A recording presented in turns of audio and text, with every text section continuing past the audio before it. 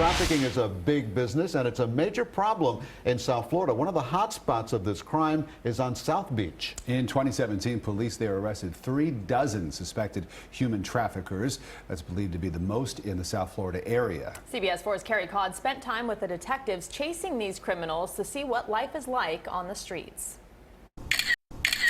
Crime scene photos from Miami Beach police begin to tell this story of human trafficking. Women branded by their pimps and traffickers, wearing the same tattoos as the men accused of exploiting them.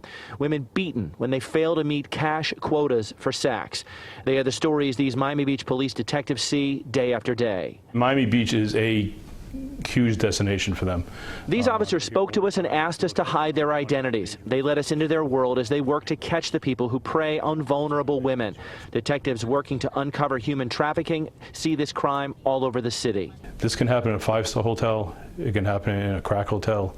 It can happen, walking down the street. It can happen in a club. It can happen in the bar of a high-end hotel. I mean, these victims are everywhere being forced to work. And Miami Beach lures human traffickers like cold hard cash lures a man with a stable of women in his grasp. And they do come here because it's a big tourist area, it's a big special event city, and there is a lot of money here, and that's who they target. Detectives say the men target vulnerable women to become sex workers. A lot of them come from rough or traumatic upbringings, and they're looking for some sense of security, and the pimps kind of prey on that. And the traffickers know just what to say to earn their victims' trust. They feed them lies. They tell them, I'm going to make you a model, I'm going to make you rich or whatever.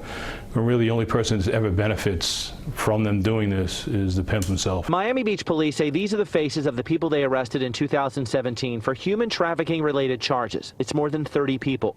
People like Giancarlo Prieto, who Miami Beach detectives say forced a woman to prostitute herself and steal items like expensive watches from men.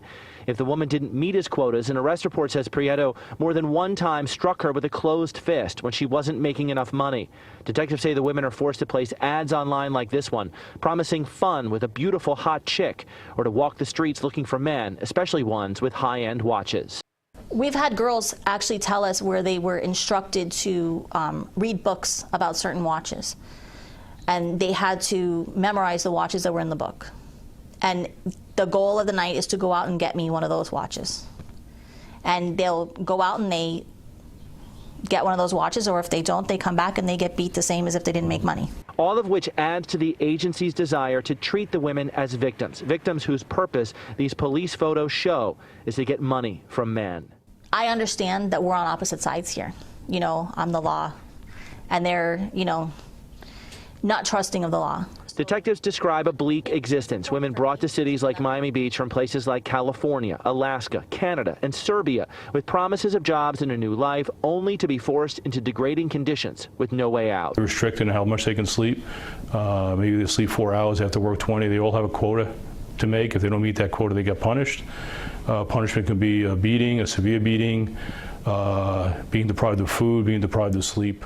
For police, rescuing the victims and arresting the suspected human traffickers is only part of this story. The other part is trying to find a safe place for these women to live and to get their lives back. Tomorrow, we'll take you to a place in Miami that tries to do just that.